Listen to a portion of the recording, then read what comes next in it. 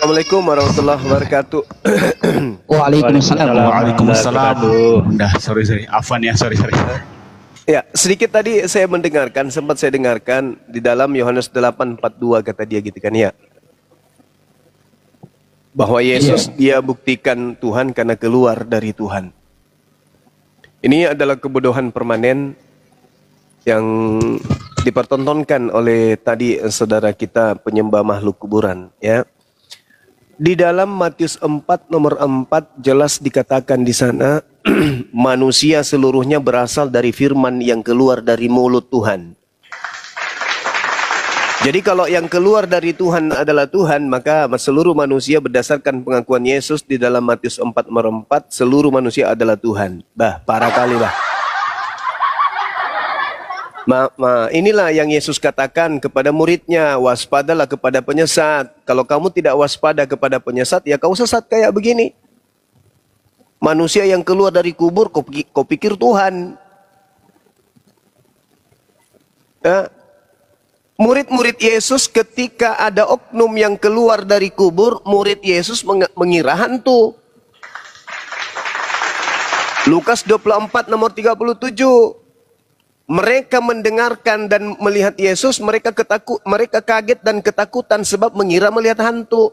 Murid-murid Yesus ketika melihat Yesus keluar dari kubur, dikiranya hantu. Ente mengiranya Tuhan. Parah. Jadi, saudara, ketika dikatakan tadi oleh penyembah makhluk kuburan itu, dikatakan bahwa Yesus Tuhan berdasarkan Yohanes 8:42, justru Yohanes 8:42 itu membantah ketuhanan Yesus. Coba. Yohanes 8:42 itu membantah ketuhanan Yesus. Di mana dia membantah ketuhanan Yesus? Aku datang di atas muka bumi bukan atas kehendakku. Nah, ayo. Bukan atas kehendaknya. Berarti kehendak siapa? Kehendak Tuhannya. Parah. Yesaya 55 nomor 11. Segala sesuatu keluar dari Tuhan. Berarti kalau keluar dari Tuhan, maka dia adalah Tuhan, maka segala sesuatu itu adalah Tuhan. Koplak.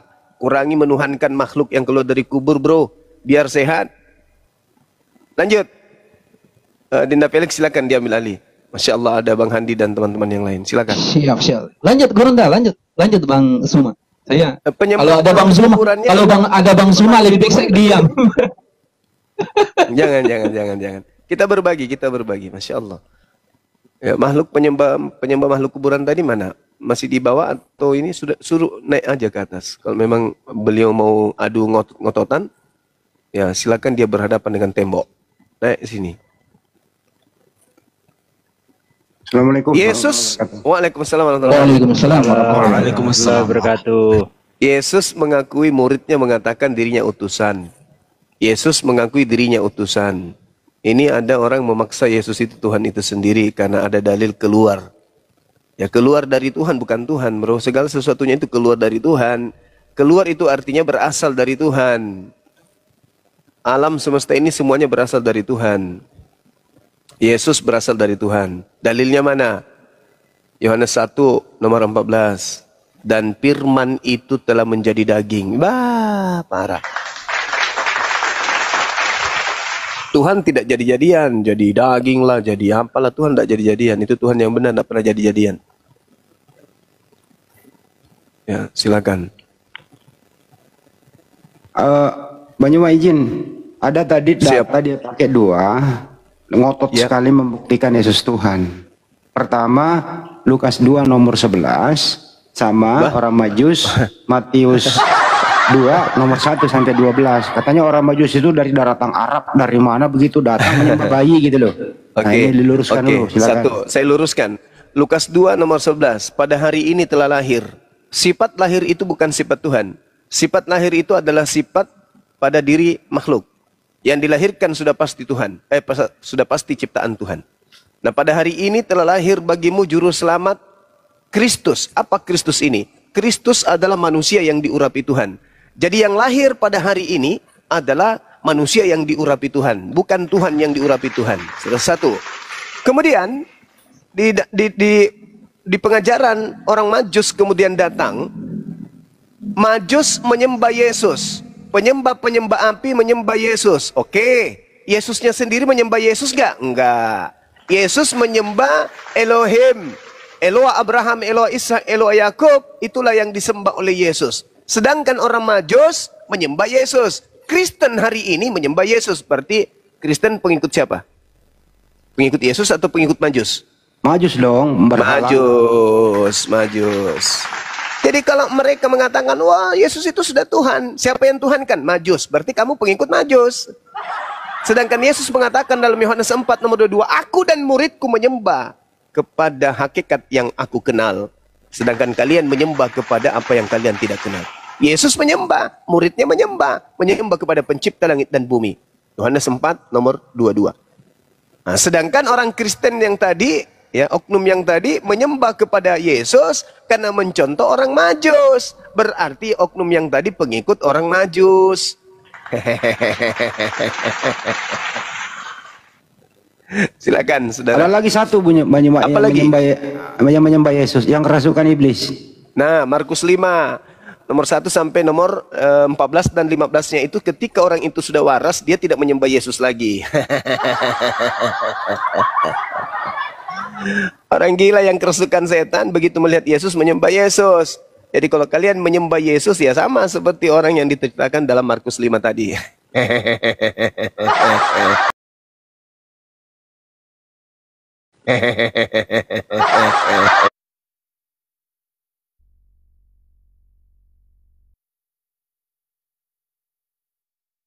Selamat siang. Silakan, ya Duhu. Dibuka mic-nya. Ya, selamat siang. Ya, bagaimana? Bisa kau tanggapi itu perkataan Bang Zuma? Silakan, coba ditanggapi.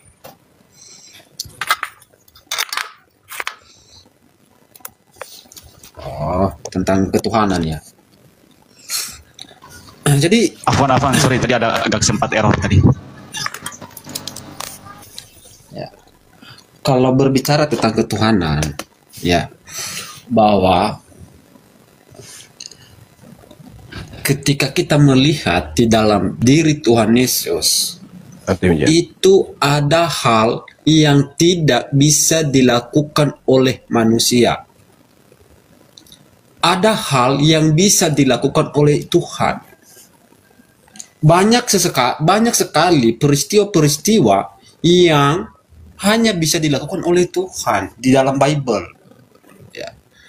Kalau kita melihat apa aja itu ya, banyak contoh ketika dia, ya, siapa yang mampu mengerti, menyelami pikiran manusia? Bukankah dia itu adalah Tuhan? Manusia tidak mampu menyelami pikiran orang, tidak mampu menyelami pikiran manusia. Hanya Tuhan yang mampu menyelami isi hati Tuhan. Dalilnya di mana? Di dalam Matius 12 ayat yang 25. Di situ jelas menyatakan, tetapi Yesus mengetahui pikiran mereka, lalu berkata kepada mereka, setiap kerajaan yang terpecah-pecah pasti binasa, dan setiap kota atau rumah tangga yang terpecah-pecah tidak dapat bertahan. Garis bawahi kata Yesus mengetahui pikiran mereka. Mampukah manusia memiliki pengetahuan menyelami pikiran orang, menyelami isi hati orang? Bukankah itu adalah Tuhan? Nah, jadi dalam Alkitab banyak sekali mencatat tentang keilahian Tuhan Yesus itu sendiri. Jadi kalau kita melihat dalam Bible itu jangan hanya melihat separuh lalu kita simpulkan, tetapi secara keseluruhan itu kita lihat ada loh yang tidak mampu dilakukan oleh manusia, ada loh yang hanya bisa dilakukan oleh manusia. Jadi itu salah satu contoh yang saya bisa gambarkan kepada saudara-saudara di sini. Mungkin sekian dari saya. Baik. Oke, silakan Guru Nda. Ya, jadi gini saudara, Anda tidak punya hak berbicara seperti itu. Kenapa? Berbicara mengenai Tuhan. Kami umat Islam itu udah selesai berbicara tentang Tuhan. Orang Yahudi berbicara tentang Tuhan itu udah selesai.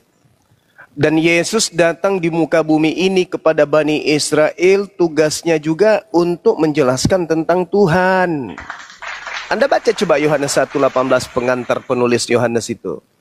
Apa yang diterangkan dalam Yohanes 1 itu, Bang? Yesus yang memiliki kewajiban, dialah yang punya kekuasaan, Yesuslah yang memiliki potensi, Yesuslah yang memiliki wewenang, Yesuslah yang memiliki kapasitas untuk menjelaskan tentang Tuhan. Bukan ente, Pade. Kristen ini sok-sokan membahas tentang Tuhan datang dalam rupa manusia. Tuhan ini dari sisi kemanusiaannya. Tuhan ada dua nature. Nenek lu kiper. Yesus menjelaskan bahwasanya engkau mengenal aku, kata Yesus. Yohanes 8, Yohanes 7, nomor 28, nomor 29. Kamu mengenal aku, tapi kau tidak mengenal Tuhanku. Memang kau mengenal aku, tapi kau tidak mengenal Tuhanku. Jangan pandai-pandaian Tuhan itu adalah aku. Jangan. Lebay kali saudara Kristen ini. Karena mencoba untuk menerasikan sesuatu yang bukan sabda Yesus, yang bukan firman Tuhan. Di dalam Yohanes 1:18, tidak ada seorang pun yang melihat Tuhan. Titik. Tetapi anak tunggal Tuhan, anak di sini hamba. Tetapi hamba Tuhan yang tunggal itu, yang di pangkuannya lah, dialah yang mengeksegesis dalam bahasa Yunani. Dia yang mentafsirkan, dia yang menjelaskan, dia yang menguraikan tentang apa? Tentang Tuhan. Makanya bagian daripada uraian Yesus tentang Tuhan, Tuhan lebih besar daripada aku. Aku tidak dapat berbuat apa-apa. Yang terjadi adalah kehendak Tuhanku. Tuhanku yang ada di surga. Begitu. Jadi saudara, Anda tidak punya hak sama sekali menjelaskan tentang Yesus adalah Tuhan. Yang Anda sedang uraikan ini adalah Tuhan yang keluar dari kubur. Namanya Kristus Yesus. Yang oleh Petrus ketika berkhotbah mengatakan, Yesus yang kau salibkan itu telah dijadikan menjadi Tuhan untuk angkatan jahat. Beda. Jangan kau uraikan Yesus kami. Yesus kami itu hanya nabi dan rasul untuk Bani Israel. Sedangkan Yesus kalian itu adalah makhluk yang keluar dari kubur. Yang harus diwaspadai. Yesus berkata jelas tuh kepada murid-muridnya tuh. Apa kata Yesusnya? Waspadalah wahai muridku Yahudi. Agar kau jangan disesatkan, akan muncul penyesat memakai nama aku dan berkata akulah dia. Jangan kau mengikuti dia, jangan kau percaya kepada dia. Penyesat itu datang memakai nama Yesus dan berkata akulah dia. Yang kau sembah itu adalah oknum yang mengaku Yesus dan berkata akulah Yesus, akulah dia. Orang-orang Yahudi nggak percaya kepada sembahan kalian itu yang bernama Kristus Yesus itu. Kenapa? Karena mereka telah menerima pengajaran dari sang Nabi Yesus Kristus alaihi salam. Jangan kau percaya kepada makhluk yang datang setelahku, memakai namaku, mengaku Yesus. Jangan. Itu bukan aku itu. Itu Yesus lain. Nah, Kristen ini pengikutnya si Yesus lain itu. Jadi jangan kau paksakan Yesus dua natur. Yesus cuma satu natur, dia manusia ciptaan Allah. Sedangkan yang dua natur itu beda.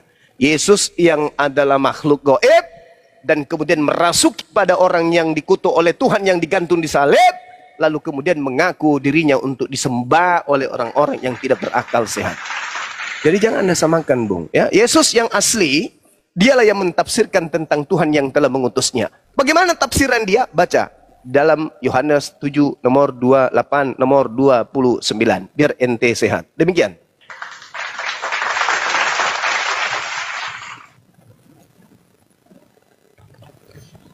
Oke. Dari paparan Bang Zuma yang menyampaikan bahwa Yesus itu hanya sebatas nabi. Yesus kami itu hanya sebatas rasul, utusan. Sedangkan kalian, Yesus kalian adalah makhluk yang keluar dari kuburan. Oke. Saya akan memberikan data kepada saudara ya. Di dalam Bible, di mana ya, siapa yang memiliki bapa dan siapa yang menyangkal anak, ia juga tidak memiliki bapa. Itu jelas dalam Bible. Dan siapa yang memiliki bapa, ia juga memiliki anak. Kenapa? Itu menjelaskan tentang hubungan erat antara Bapa dan Firman. Karena Bapa dan Firman itu saling mengasihi. Bapa mengasihi anak, anak mengasihi Bapa. Itu menjelaskan hubungan erat antara Bapa dan anak yang tidak bisa dipisah. Nah, jadi kalau kita mengerti dalil-dalil dalam Bible tentang ketuhanan keilahian itu sungguh-sungguh sangat jelas. Kalau dikatakan tadi makhluk yang keluar dari kuburan, itu pertama kali Tuhan Yesus menyatakan dirinya keluar dari kuburan dan orang melihat itu adalah hantu. Itu adalah anggapan, itu adalah asumsi. Karena kekagetan mereka. Kenapa? Ketika orang mati dan dibangkitkan, itu memiliki tubuh jas rohania. Nah, seperti apakah tubuh rohania itu? Nah, itu pertanyaannya. Nah, jadi sehingga para murid itu memberikan asumsi, yang oh ini hantu ini. Nah, itu adalah asumsi. Itu karena kekagetan mereka saat melihat. Nah, jadi jelas bahwa Tuhan Yesus dalam kematiannya mengalahkan maut, mengalahkan dosa. Ya, itu memberikan jaminan bagi umat percaya. Dan dia sesuai apa yang dia janjikan. Bahwa anak manusia akan dibangkitkan pada hari yang ketiga. Jelas. Terjadi apa yang dia sampaikan. Nubuatan-nubuatan yang dia sampaikan jelas. Bahwa sebelum jam 5 pagi. Ayam akan berkokok. Engkau menyangkal aku Petrus. Jelas. Jadi sesuai perkataan-perkataan itu nyata, real, fakta terjadi. Nah, jadi banyak sekali hal-hal yang bisa kita pelajari tentang keilahian. Kalau kita merujuk kepada satu perspektif tentang keinsanian Tuhan Yesus, ada juga. Tetapi dalam hal itu kita bisa mengkomparasikan, melihat bahwa ternyata di dalam diri Tuhan Yesus ada keilahian yang tidak mampu dilakukan oleh manusia. Karena dia adalah Tuhan. Dia adalah Firman yang menjadi manusia. Itu aja, singkat aja. Karena tadi Bang Zuma hanya melihat dalam satu perspektif saja. Menekankan keinsanian. Mengabaikan keilahian. Nah, jadi kalau belajar itu harus secara keseluruhan, bro. Secara universal. Nah, jadi belajar itu jangan setengah-setengah. Ketika kita belajar setengah-setengah, itu kita tidak dikatakan lulus. Malah dikatakan itu gugur. Atau di DO gitu namanya. Silakan. Udah. Baik.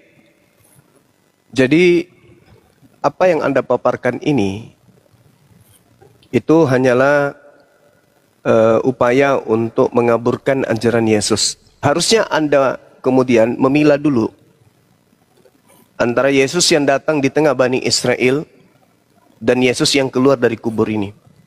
Ada satu cerita, ada satu kondisi di mana kondisi ini harus diurai. Yesusnya berpesan kepada muridnya Yahudi agar waspada kepada penyesat yang datang memakai nama Yesus. Dunia ini diperkenalkan Yesus oleh kelompok Kristen. Yesus yang diperkenalkan oleh saudara Kristen adalah Yesus yang dituhankan. Bukan Yesus yang dinabikan oleh orang Yahudi. Karena Yesus Nabi bagi Bani Israel. Sedangkan Yesus Tuhan bagi seluruh Kristen. Dari bangsa manapun, dari suku manapun, dimanapun mereka berada.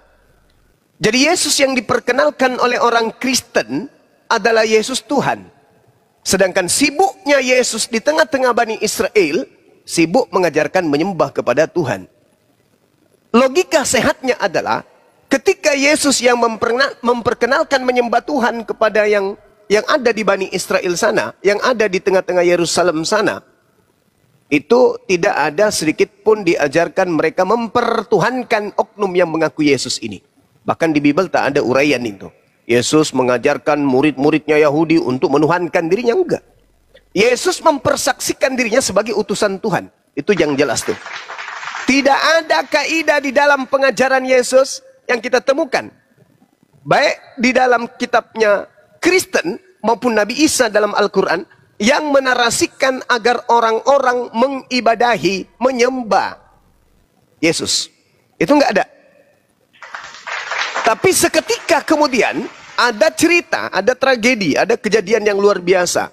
Ketika Yesus berkata, waspadalah kepada penyesat yang datang kepadamu dengan memakai namaku dan berkata, titik 2, koma pembuka, akulah dia, koma penutup.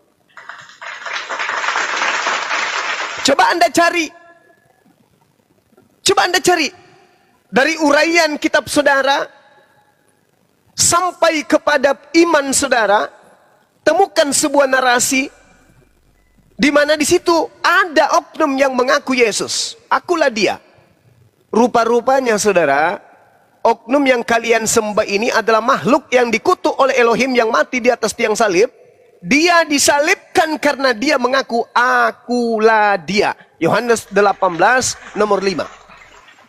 Kata Yesus di Lukas 21 nomor 8, Matius 24 nomor 3, nomor 4. Penyesat itu akan datang dan mengaku akulah dia. Yang ditangkap ini terjadi karena dia mengaku Yesus. Siapa yang mengaku Yesus, siapa yang mengaku akulah dia, kata Yesus itulah penyesatnya. Yang disembah Kristen hari ini adalah oknum yang mati terkutuk di atas salib, yang mengaku Yesus, yang mengaku akulah dia. Orang berakal sehat ketika mendengarkan dan membaca sendiri Bible, oh rupa-rupanya penyesat itu mengaku Yesus, penyesat itu mengaku akulah dia, penyesat itu mengaku Kristus, penyesat itu mengaku Mesias. Yang Kristen sembah adalah oknum yang mengaku dia, yang Kristen sembah adalah oknum yang mengaku Yesus, yang Kristen sembah adalah oknum yang mengaku Mesias, yang Kristen sembah adalah oknum yang dikutuk oleh Elohim yang mati dan bangkit pada hari ketiga, di mana Yesus berkata, anak manusia yang bangkit pada hari ketiga adalah tanda untuk angkatan jahat. Matius 12 nomor 38 sampai nomor 40. Selamat, Kristen sudah menggenapi nubuatan Yesus, di mana Yesus mengatakan penyesat yang mengaku Yesus itu akan menyesatkan banyak orang. Hari ini kami melihat Kristen itu banyak, miliaran, dan mereka menyembah oknum yang mengaku akulah dia, mengaku menyembah kepada makhluk yang mengaku Yesus. Selamat, Anda telah menggenapi itu. Sekarang saya lemparkan bola apinya. Apakah Anda sadar bahwa Anda lah yang menggenapi nubuat Yesus? Akan datang orang banyak penyesat dan menyesatkan yang mengikuti makhluk yang mengaku Yesus. Islam enggak, Yahudi enggak, Hindu enggak, Buddha enggak. Satu-satunya kandidat adalah Kristen. Silakan.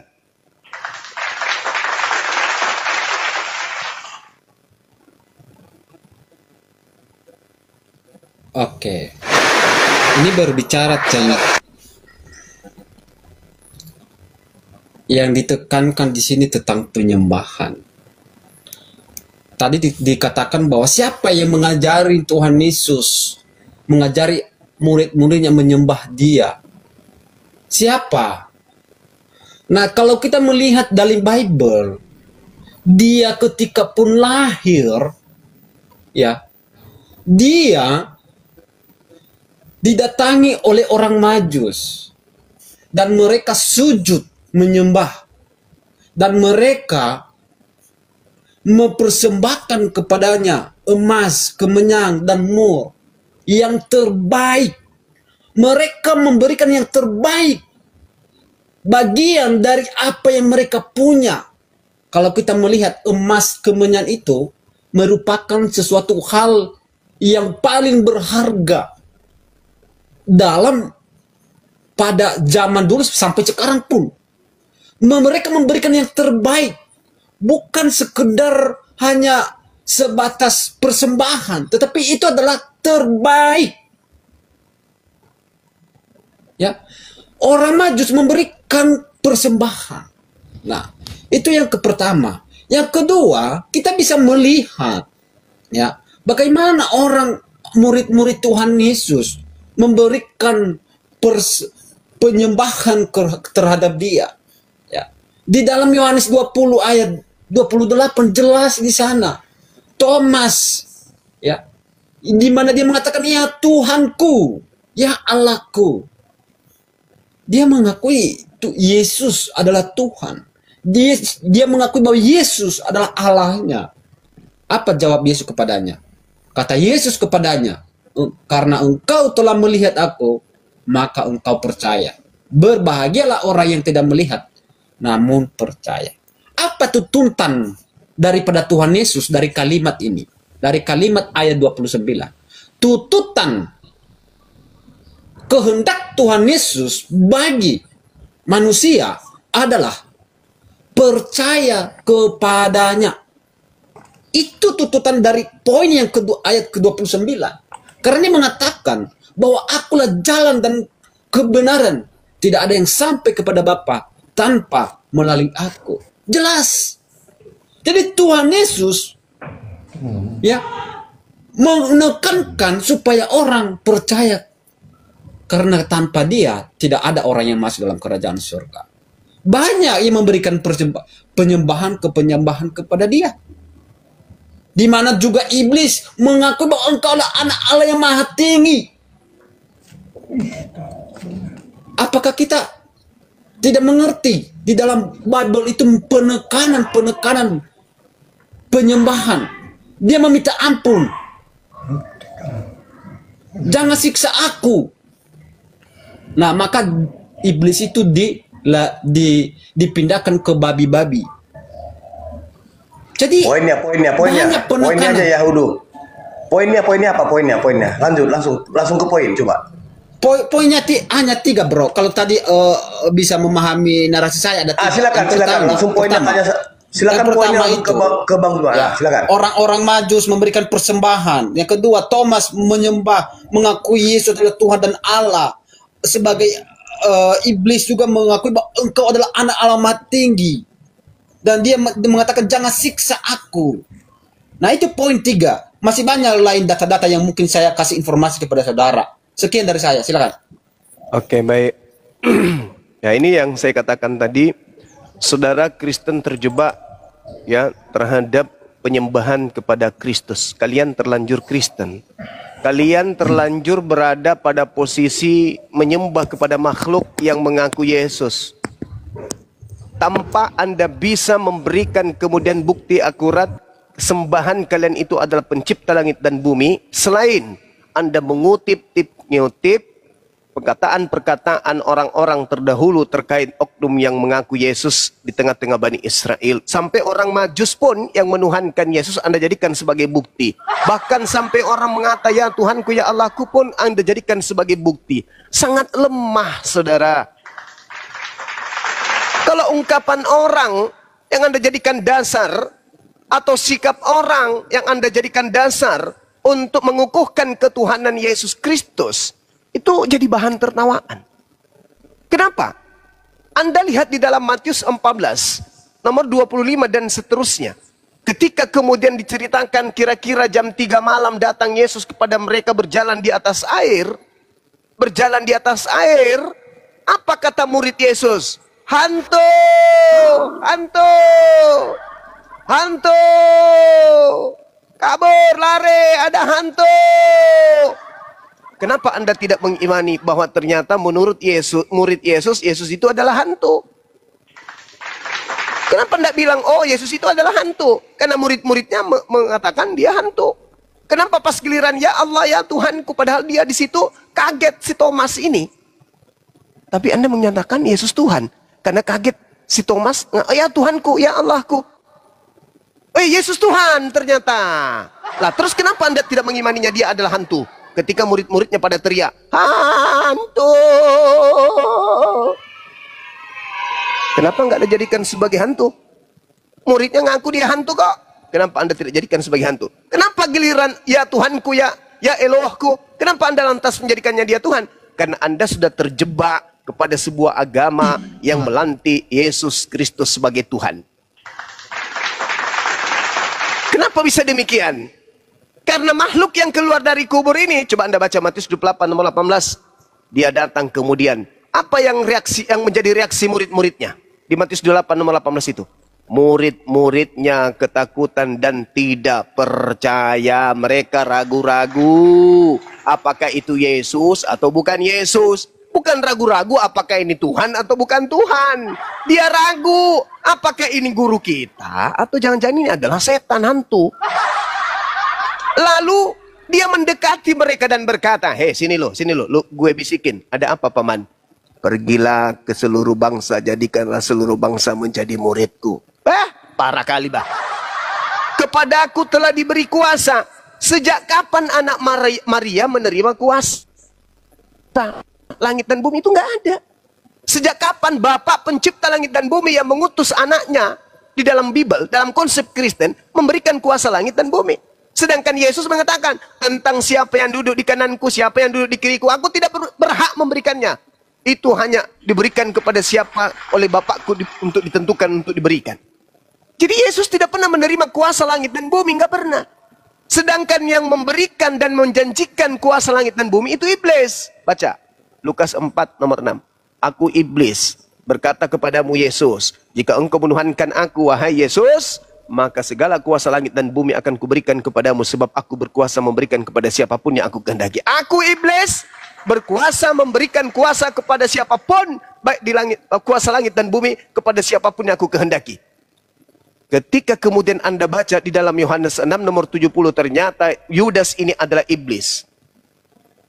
Dan iblis memberikan kuasa kepada siapa yang dikehendaki.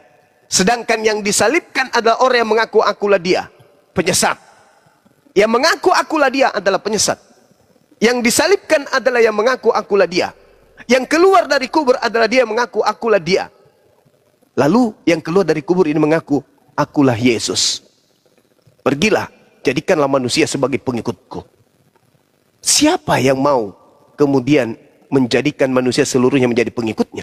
Sedangkan yang asli, Yesus yang asli, mengejak muridnya, melarang muridnya. Dalam Yohanes 10 nomor 5 nomor 6, Yesus berpesan kepada ke-12 muridnya agar jangan ke bangsa lain, melainkan pergi kepada domba-domba yang sesat dari umat Israel.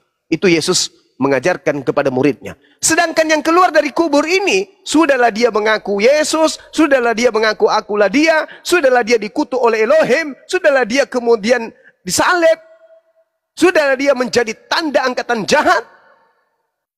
Lalu kemudian mengaku kepadaku, pergilah ke seluruh dunia, jadikanlah seluruh bangsa menjadi pengikutku. Ini siapa ini? Siapa makhluk yang mengaku Yesus ini?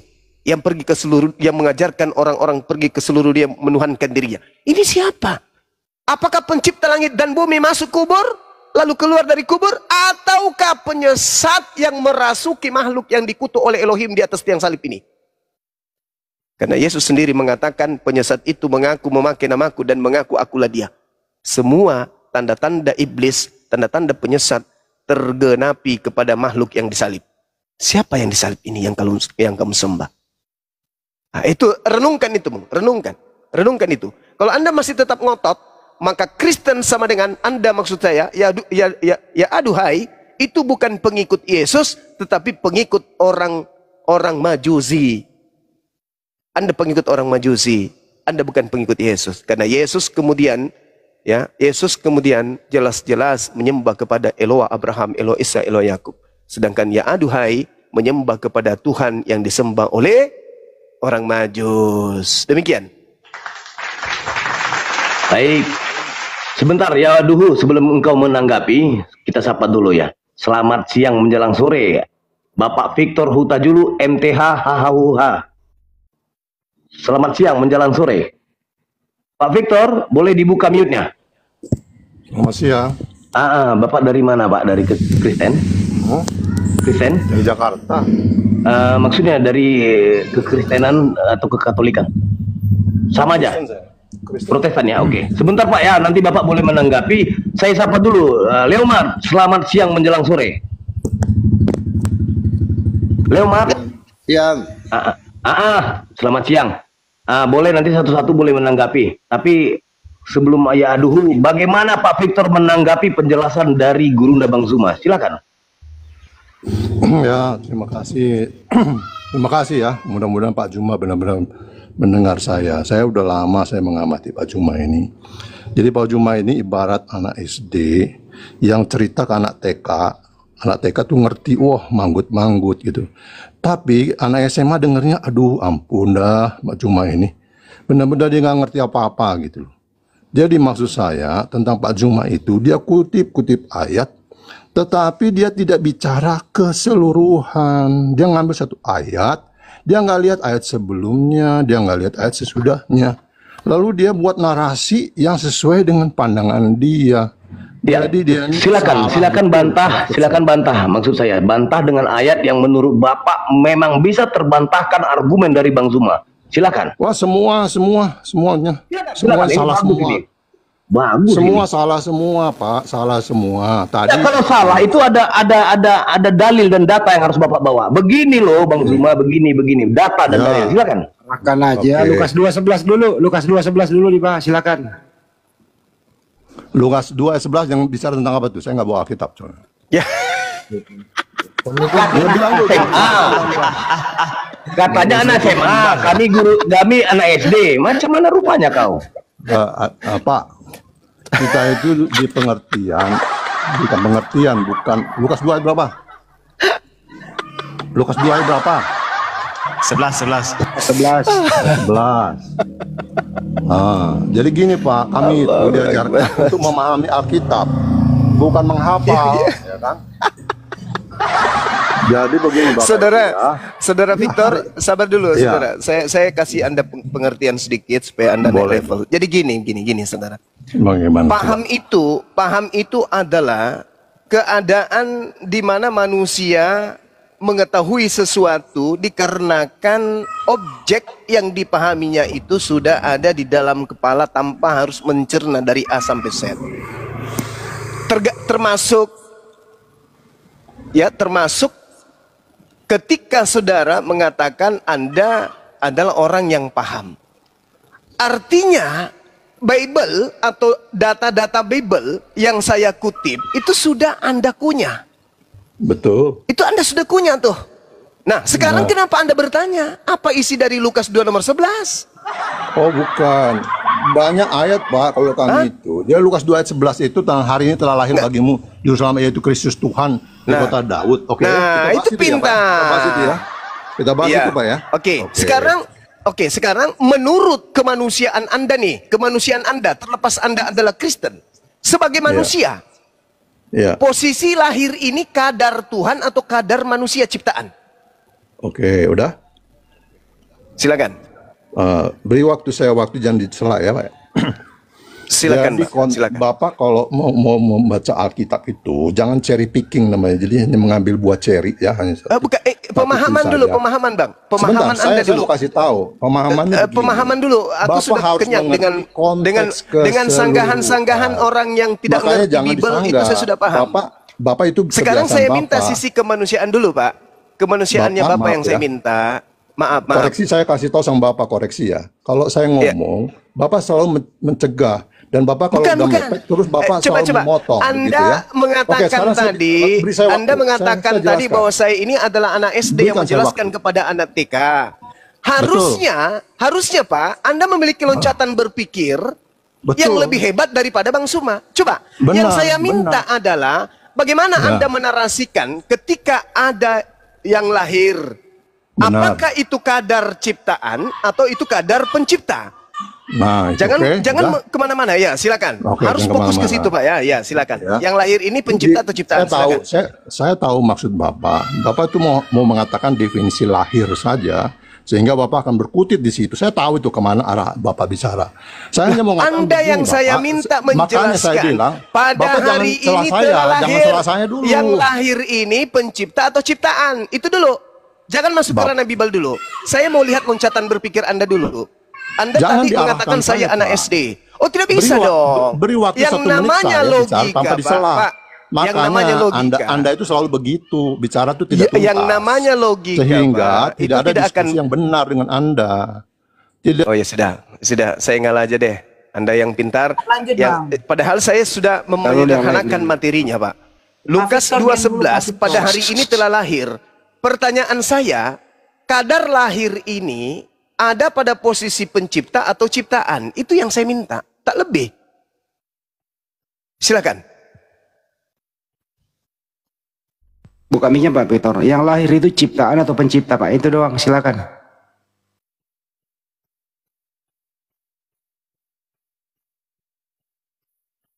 Saya butuh loncatan berpikir ya. Saya tidak butuh doktrin dan dogma di sini. Kalau Anda masih menggunakan dogma dan doktrin, Anda daftar.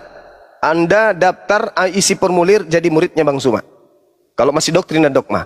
Tapi kalau Anda mencoba menelaah penjelasan dari saya dengan rangkaian kisi-kisi Bible, khususnya di dalam Lukas 2:11 yang diajukan tadi, saya ingin melihat loncatan berpikir Anda ini layak nggak disebut sebagai manusia yang punya intelektual tinggi, atau hanya sebagai orang yang ya, kenyang dengan doktrin dan dogma. Silakan. Oke. Boleh kita lanjut, Bang Zuma? Dulu ya, Duh. Tunggu dulu, Dulu nih. orang cerdas dulu ini, Pak Victor dulu, orang pintar dulu. Orang yang ngaku pintar dan orang yang mengaku cerdas dulu. Kita uji dulu dia. Saya sudah undang buka mute-nya Pak Victor, ditekan. Oh, deh. Oke, jadi Bapak itu selalu salah karena pendek berpikirnya, dia tidak mengerti konteks keseluruhan. Kalau Bapak tahu mengerti konteks keseluruhan bahwa Yesus itu adalah firman Tuhan yang menjadi manusia, menjadi misi dia akan ke dunia, maka dia lahir.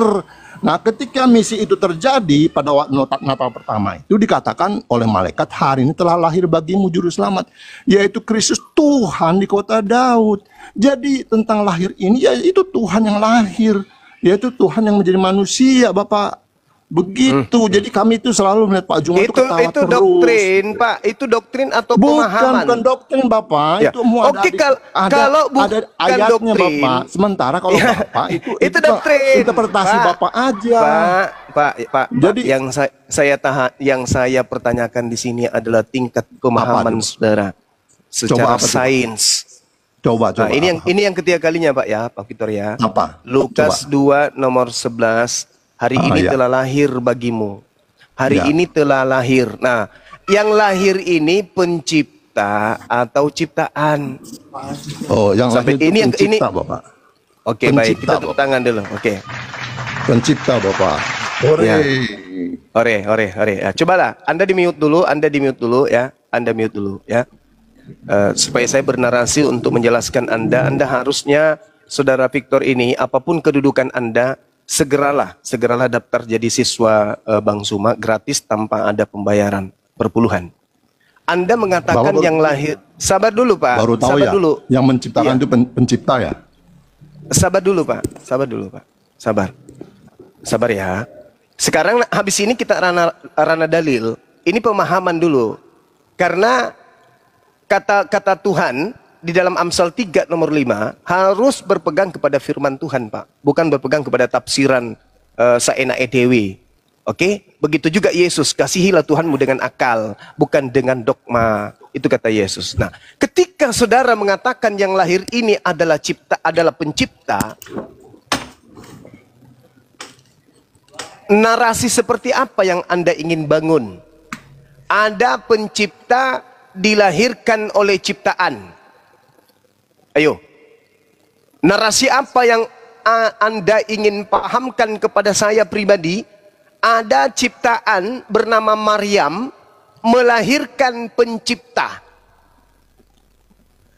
Ayo, firman Tuhan mana yang Anda ingin sajikan kepada saya? Silakan. Oke. Bapak, iman Bapak percaya bahwa firman itu menjadi kitab. Itu kertas. Bapak aja percaya seperti itu.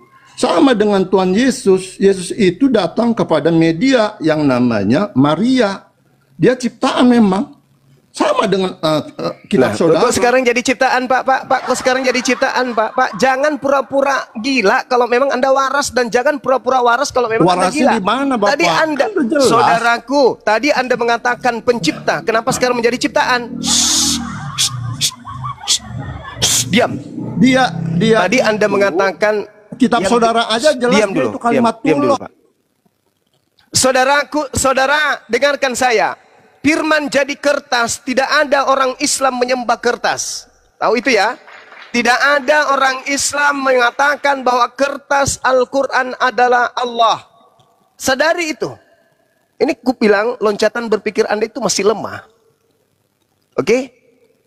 Firman menjadi kertas itu keliru. Firman Anda kan mau bicara ditorehkan tentang media.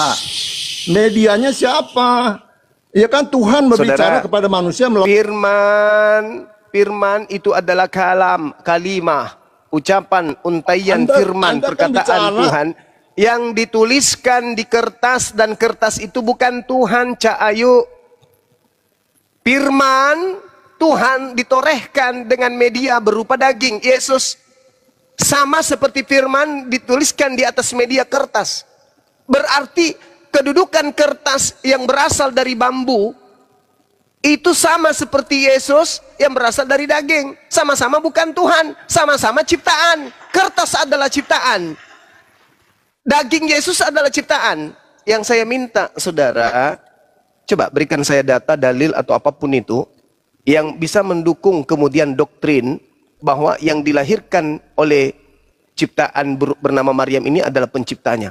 Jadi pencipta dilahirkan oleh ciptaan. Itu gimana Anda bisa memahamkan kami yang waras ini, Pak? Udah Bapak Silakan. Juma yang baik, Bapak Juma Silakan. yang baik. Silakan. Bapak Juma yang baik, begini Bapak ya. Iya. Jadi Tuhan itu Maha Kuasa. Dalam menciptakan misinya, dia mau menjadi manusia, ya tentu dia lahir dari manusia. Ya, jadi bukan Maria yang menciptakan, bukan Maria hanya media untuk lahir. Itu juga di Al-Quran juga jelas dia itulah rohullah dan kalimatullah, itu jelas itu, ya. Jadi dia adalah roh Allah yang datang melalui media, yaitu Maria. Ya Maria sebagai manusia, apa salahnya Tuhan? Kok Anda mau supaya Tuhan itu jangan seperti Bukan saya minta Anda curhat. Saya minta Anda membuat saya menjadi gila kayak Anda untuk memahami pencipta melahirkan ciptaan. Pencipta dilahirkan oleh ciptaan. Tolong buat saya jadi gila seperti Bapak. Bagaimana seorang manusia yang adalah ciptaan bisa kemudian melahirkan penciptanya? Coba buat saya gila, Pak. Bapak sebenarnya pura-pura. Saya tantang Anda supaya Anda bisa membuat saya gila sama seperti Bapak. Silakan. Iya, Bapak sebenarnya pura-pura tidak tahu. Sebenarnya Bapak tahu sebenarnya ini. Paham kok, Justru gampang saya kok minta. sebenarnya. Silakan jangan dipotong Anda dulu, pahamkan. jangan dipotong Bapak. Coba Anda, Jangan dipotong makanya dulu. kurangi curhat. Jangan dipotong dulu Bapak. Bapak itu seperti yang itu saya sudah minta perhatikan adalah cara berdebatnya bagaimana seperti Anda itu. bisa membuat saya tiba-tiba gila, bisa percaya kepada seperti apa yang Anda percayai. Ciptaan melahirkan pencipta langit dan bumi. Silakan. Oke, sama saya aja Bang. Oke, Sama jadi saya aja. ciptaan itu adalah media, Bapak. Media, apa salahnya sih media? Kok Anda sewot dengan itu? Maria sebagai media saja. Maria sebagai ciptaan. Manusia biasa. Maria Karena sebagai dia mau jadi ciptaan. manusia harus bagaimana? Kalau Bapak Maria sebagai logikanya begini, ciptaan kalau melahirkan Bapak mau pencipta. jadi ayam, Bapak harus lahir dari ayam. Gitu aja logikanya. Saudara, bagaimana seorang pencipta, seorang ciptaan melahirkan pencipta? Itu bukan meja kemudian jadi meja, bukan ayam jadi ayam, bukan. Yang saya minta buat saya gila mendadak. Pencipta dilahirkan oleh ciptaan. Iya, sama saya boleh. Saya boleh masuk. Ente dianggap anak TK tadi sama si mulut besar tadi itu. Ternyata nggak Oke, sanggup boleh saya ya masuk, teman-teman. Pendeta siapa namanya tadi? Pendeta siapa? Victor. Tidak mampu membuat kita menjadi gila sama seperti dirinya gila. Oke, lanjut. Huta Julu. Oke. Silakan ya Duhu. Oke. Saya Kau masih ingat nggak pertanyaan tadi? Pertanyaannya Bang Zuma tadi masih ingat kah? Bukan begitu. Ya, dengarkan topiknya. tadi Assalamualaikum pendeta ini Waalaikumsalam. Ya, tadi pendeta ini yang gagal membuat gila kita semua mengatakan bahwa ciptaan yang namanya Bunda Maria melahirkan pencipta yaitu Yesus. Nah, itu lu tanggapi silakan. Ya, Oke. Saya menanggapi dulu tentang yang membuat kalian gila. Gitu kan? Nah, siapakah orang gila? Orang gila adalah orang yang berbicara tidak memakai dasar. Itu orang gila karena dia sembarangan ngomong. Oke? Nah, itu disebut orang gila karena tidak ada dasar pijakannya untuk berbicara. Tadi orang gila dong lu maksud. Kan dia ada dalil. Mana Dia juga dalilnya? memakai dalil. Mana dalilnya? Oke. Ciptaan Ya, dilahirkan pencipta. Mana dalilnya? Oke. Apa? Ketika Ciptaan dimunculkan melahirkan pencipta. Oke. Dalil. Saya akan kasih dalil. Oke. Ketika dimunculkan pertanyaan siapa yang lahir, manusia atau Tuhan kah? Di dalam Kolose 2:9, di mana di dalam kejasmania seluruh kepenuhannya berdiam kealahan. Jadi di dalam diri jasmani berdiam secara sepenuhnya kealahan. Nah, pertanyaannya siapa yang lahir itu? Oke. Nah, baik. jadi kita bisa melihat bahwa itu Boleh saya dasarnya. tanggapi? Kalau Oke, silakan. ya. Kolose 2 nomor 9 maksudnya. Ya. Di dalam tubuh jasmani Yesuslah kepenuhan segala keilahian atau keteosan. Oke. Berarti kulup yang dipotong pada hari ke-8 itu juga ilahi. Yang disebut ilahi adalah sesuatu hal yang goib. Sedangkan jasmani adalah sesuatu hal yang bisa disentuh, bisa dilihat Kolose 2:9 itu bukan goib. Kacau ini. Kolose 2 nomor 9 yang dimaksud di situ biologisnya. Biologisnya Yesus kepenuhan seluruh keilahian. Berarti kulupnya termasuk itu ilahi. goib. Oke, ilahi itu jasmani goib bisa diidentifikasi secara jasmani ya no. Allah ya Karim. Jasmani no. Itu dalilnya apa? Kolose 2:9 itu apa dalilnya? Coba Anda baca ulang. Di dalam Kolose di situ ada dua kalimat jasmani dan ilahi, di mana di dalam jasmani berdiam seluruh kealahan. Bukan berdiam. Pertanyaan saya. Salah. Jangan kamu pretelin dalil kitabmu sendiri ya. Sudahlah, bukan firman Tuhan, bukan sabda Yesus, kau pretelin lagi. Kolose 2 itu, ya, itu tidak berbicara mengenai ada ilahi berdiam di dalam daging, tidak. Tapi dagingnya Yesus itu adalah seluruhnya kepenuhan keilahian. Loh. Oke, kita lihat ya. Dengar. Kita lihat. Ilahi berdiam secara rohani atau berdiam secara jasmani? Kita baca ulang. Oke. Sebab dalam dia lah berdiam secara jasmani. Secara rohani atau secara jasmani? Kepenuhan Allah. Iya kan? Bang Kaisar, ya. Pahami kalimatnya. Kalimat pertama di dalam berdiam secara jasmani atau berdiam secara rohani? Jasmani ada dua di sini, jasmani dan ilahi. Ada dua kalimat. Berdiam apakah secara ilahi sama dengan jasmani enggak? Berdiam secara jasmani atau berdiam secara rohani? Saya tanya, ilahi sama jasmani sama enggak? Sama enggak? Beda. Ilahi sama jasmani sama beda. Kenapa kamu mengatakan di dalam jasmani itu adalah ilahi, itu ilahi? Kenapa kamu mengatakan dalilnya begitu? Yang mengatakan itu? Saya baca. Sebab dalam Yesuslah, sebab di dalam Kristuslah berdiam secara apa? Berdiam secara apa? Berdiam secara jasmani ini tubuh, berdiam secara jasmani seluruh kepenuhan keilahian itu berdiam secara jasmani. Ya, sepenuhnya kealahan, betul? Di sini ada dua kalimat, seluruh jasmani dan keilahian. Jadi jasmani ini adalah ilahi, betul?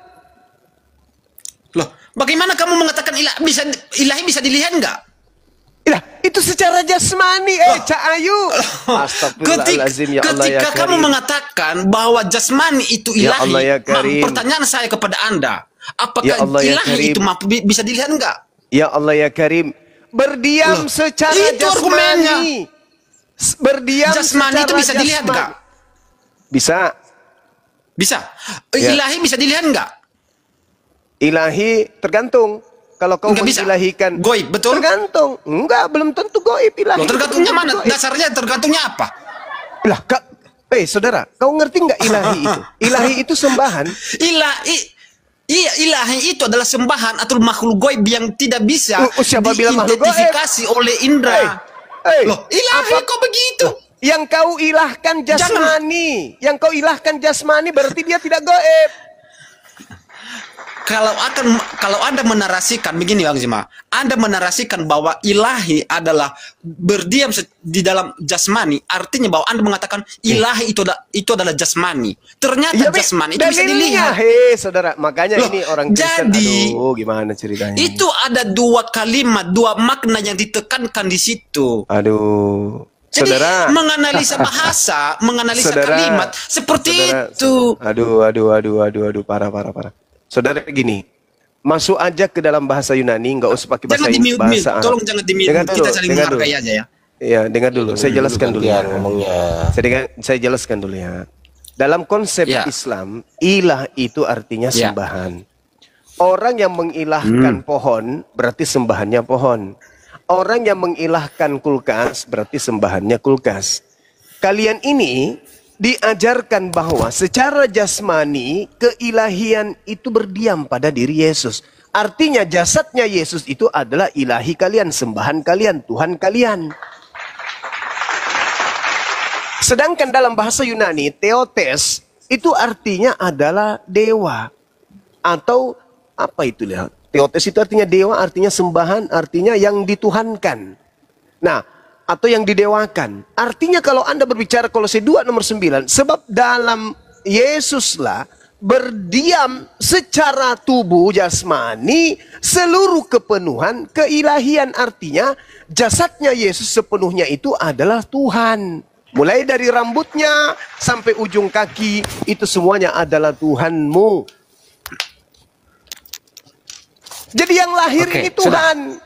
Tuhanmu yang lahir ini secara jasmani. Jadi yang nete ini adalah Tuhan secara jasmani. Jadi jangan kau katakan Yesus itu ada dua natur. Yesus itu dalam konsep agamamu adalah Tuhanmu. Baik pada saat dia manusia maupun pada saat dia sudah menjadi roh. Dua-duanya adalah Tuhanmu. Jasadnya juga Tuhanmu. Termasuk dua-duanya adalah Tuhan.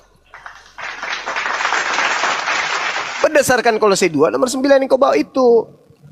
Saudara. Oke, sudah. Kalau kita merujuk kepada pengertian ilahi, apa itu ilahi? Kita melihat pengertian di dalam KBI. Ilahi adalah yang berkaitan tentang ketuhanan. Oke. Nah, ketika saya menyatakan bahwa ilahi itu adalah ketuhanan, kita melihat apa Tuhan itu bisa dilihat enggak? Tidak. Apa jasmani bisa dilihat? Yesus bisa dilihat, maka dia adalah ilahi yang salah. Ketika saudara ilah yang salah bahwa adalah Yesus karena dia bisa dilihat. Dia bisa dilihat. Sabar. Giliran saya sekarang dong. Nah, ketika saudara mengatakan bahwa keilahian itu adalah jasmani. Berarti Yesus itu ilah yang salah karena Anda mengilahkan ilah yang keliru, bukan ilah yang benar. Karena ilah Anda bisa dilihat, malah sabar bisa dibunuh. Sabar, nah, ini kan bergiliran lah. Kita saling menghargai aja, saling membantah argumen di sini. Itu aja. Nah, jadi tapi kalau kan seandainya tidak Anda bisa juga kita membodohi orang. Narasi itu pakai ilmu lah. Enggak. Ketika kita memberikan argumen, kita mempertahankan sesuai apa yang didalilkan. Ketika orang dalilnya lemah, artinya argumennya gugur. Itu. Nah, jadi kita itu ya bisa mempertanggungjawabkan apa yang kita argumenkan. Jangan asal cuap-cuap saja. Nah, oke. Kembali lagi kepada narasi yang pertama. Tadi Bang Zuma mengatakan, ketika ilahi adalah jasmani dan jasmani itu adalah ilahi. Pertanyaan saya ketika dinarasikan hal itu, apakah jasmani itu dilihat apa tidak? Sedangkan ilahi itu adalah goib yang tidak bisa diidentifikasi oleh indera manusia. Ya itu ilahnya Itu kan umat sesuatu Islam. Sesuatu paradoks yang membantah akal dan logika. Ilahnya umat Islam itu goib. Sedangkan Argumen ilahmu gini ya. itu tidak goib. Anaknya orang, weh. Mana sih? Enggak, argumen Bang Zuma itu paradoks. Oke? Nggak ngerti konsep ilah kok. Iya. Saya menyampaikan argumenmu itu adalah paradoks. Membantah akal. Membantah pikiran. Saya jelaskan di mana saya menyatakan paradoks. Saya jelaskan. Iya. Argumenmu itu paradoks karena disebabkan di mana Anda menyamakan ilahi sama jasmani. Bagaimana mungkin jasmani sama dengan ilahi? Itu kan paradoks. Dalilmu Kolose 2 nomor 9 Cak Ayu yang mengatakan jasadnya Yesus itu adalah ilahimu. Astagfirullahalazim ya Allah ya Karim. Masolang generasi. Di dalam Kolose gini ya, di dalam Kolose kita menganalisa kalimat ya. Kita menganalisa kalimat Kolose 2 ayat 9. Jadi kita itu belajar menganalisa sebuah kalimat, satu kata. Itu pentingnya kita mempelajari metode langkah-langkah menganalisa suatu kalimat, bro. Yang pertama di situ dibunyikan. Lanjut. Coba lihat ini dulu, pahami ini dulu coba. Ya. Paham ini. Keilahian yang hidup dalam bentuk jasmani. Keilahian yang hidup dalam bentuk jasmani. Gimana nih? Pahami. KBBI bro. Coba kita dasarnya KBBI. Coba buka KBBI. KBBI. Anda buka KBBI. Enggak. Dasar kita KBBI. Silakan buka. Apa yang mau dicari dari KBBI apa? Apanya? Jasmani. Ilahi itu dalam bentuk jasmani, keilahian Tuhanmu dalam bentuk jasmani. Jasmani itu. Saya akan memberikan data saya juga. Kalau lari ke KBBI, berarti dia nggak percaya Bibelnya. Silakan diperbesar. Saya tolong. Ya, dibesarkan ya. Jangan ambil kata ilahi, ilah. Jangan ambil kata ilahi, ilah. Ini AI kucluk, itu AI bukan KBBI. Ilahi dalam bahasa Indonesia secara umum cari. berarti berhubungan dengan Tuhan, ketuhanan atau sifat ketuhanan. Itu. Nah iya, jadi secara jasmani berarti sudah melanggar. Berarti Bible melanggar etika. Yang melanggar itu sumbernya tadi. Berarti Bibelmu melanggar etika bahasa. Ternyata siapa yang melanggar etika bahasa? Tadi yang kau baca itu ilahi itu goib atau bukan? Atau tidak? Tuhan itu goib apa bukan? Ya Tuhan goib. Tuhan yang betul goib. Ya iya di dalam penjelasan KBBI itu Tuhan. Nah Yesusmu ini secara jasmani, jangkrik. Yes, aku setuju. Yes. Aduh, izin dulu Pak. Aduh, parah ini. Jangkrik. Setengah detik.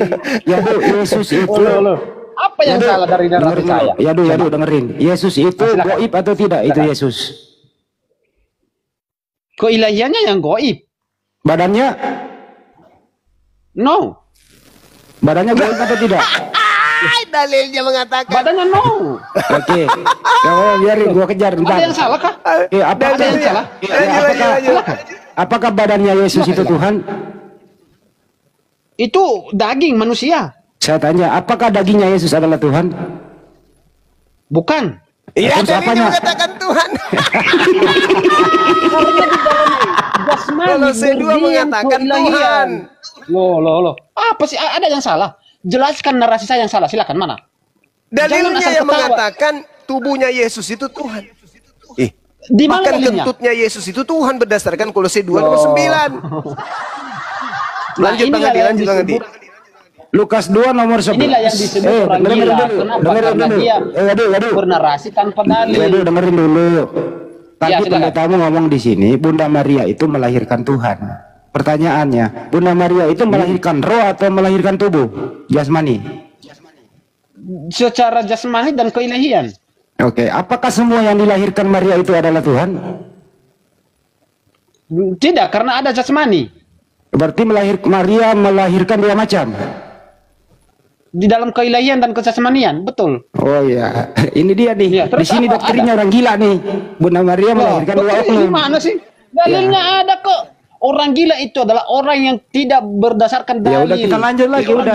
Gua selesaikan di sini dengan cara tembak sesingkatnya nih. Ya. Apa sih? Baik. Ada yang salah, jelas kemana salahnya. Oke, siapa Tuhannya Maria waktu Maria melahirkan Tuhan? Ya Tuhan Yesus. Jadi Maria Tuhannya adalah anaknya. Ya iya. Astagfirullahaladzim, gila semua ini orang ini. Loh. Apa sih? Ada yang aneh di situ. Aneh lah, gila lah itu. Loh, anehnya di mana? Letaknya anehnya di mana? Coba kita dengerin baik-baik ya, dengerin ya. Tuhannya Maria adalah anaknya Maria, begitu? Kalau di dalam jasmani itu adalah kemanusiaan, ya betul. Tetapi firman itu sejak kekekalan sudah ada. Saya ulang kembali. Siapa nama Tuhannya Maria? Ya Tuhan Yesus. Oke, siapa nama anaknya Maria? Ya Tuhan Yesus. Berarti anaknya Maria Tuhannya Maria. Karena firman ilahi itu adalah... Oh, apa sih lo? Apa sih? Biasa Bagus ya? aja lah. Oke, cukup. Pertanyaanmu ya, itu hanya dalam satu paradigma yang ada tekankan. Oke, lanjut ya. Terakhir. Mana lebih tua? Mana lebih duluan ada Maria atau Yesus? Ya kalau secara keilahian ya Tuhan Yesus, kejasmannya ya Maria. Berarti lebih tua anak daripada ibu. Kejasmannya lebih tua ibu. Loh kok lebih tua ibu daripada Tuhan? Loh, ya emang manusia Tuhan saya katakan. Apa saya berarti Yesus bukan begitu? Tuhan. Ilahi yang Tuhan. Yang mananya? Ada bersama-sama dengan Tuhan. Kan Yesus itu anaknya Maria, Yesus Tuhan kan gitu. Iya, secara jasmani betul. Iya, artinya lebih tua Maria daripada Yesus. Secara jasmani. Iya, tua lebih Maria. Tua ibu, lebih tua anak daripada ibu. Oke, cukup. Loh, gila iya, semua lah di sini kau. Apa kesimpulan pertanyaanmu? Kesimpulannya adalah ya. Apa? Siapakah nama Tuhannya Bunda Maria? Ya Tuhan Yesus. Oke. Siapa nama anaknya Bunda Maria? Ya Yesus. Ya, coba kau bikin dulu sinetron. Silakan. Loh, anakku adalah apa sih? Loh, anakku adalah apa sih? Anda itu kalau bertanya, Anda ada inti pertanyaanmu. Anakku adalah. Saya perhatikan Anda bertanya kok nggak ada inti. Serius saya katakan ini. Serius saya katakan ini. Oke, selesai saya lanjut. Makasih. Saya serius mengatakan Anda itu kalau bertanya harus ada inti. Pertanyaanmu itu apa? Bertanya asal-asalan itu enggak. Pertanyaanku pertama, dengar ya, pertanyaanku, kapan Theotokos ini pernah menyembah Tuhannya anaknya? Kapan? Siapa? Kapan? Di depan Yesus dan bersujud di depan. Coba kasih dalil dan datanya. Theotokos ini, Theotokos putus-putus kayak Pak Kaisar kegedean. Pertanyaannya Bang Kaisar ya, pernah nggak Bunda Maria menyembah Yesus? Kalau pernah datanya mana? Silakan. Oke. Ada itu dalam Lukas tuh di mana Maria memberikan, bentar ya saya cari. Ada tentang di mana Maria dia menyembah, memuji. Ada itu. Memuji apa, ya, Bang? Yang ada dikatakan nggak waras lagi, Bang Yadu. Ketika orang yang tidak waras itu adalah orang yang tidak berbicara tentang dalil, itu orang gila namanya. Ya udah, dalilnya Markus 3 nomor 20-21, coba baca. Jadi kita jangan dia. Ini asal dalil ini orang gila tapi nggak ada loh, dasar ini itu. Dalil loh, coba buka Markus 3 nomor 20-21. Dalil ini. Baca coba. Siapa yang nggak Kita waras jangan di situ? kemana-mana dulu. Lo katanya minta dalil, dikasih dalil nggak? Jangan kemana-mana. Ya, assalamualaikum. Assalamualaikum Guru Nda. Waalaikumsalam warahmatullahi wabarakatuh. Bang Ardi, assalamualaikum. Waalaikumsalam. Waalaikumsalam warahmatullahi wabarakatuh. Ustadz kata Bible.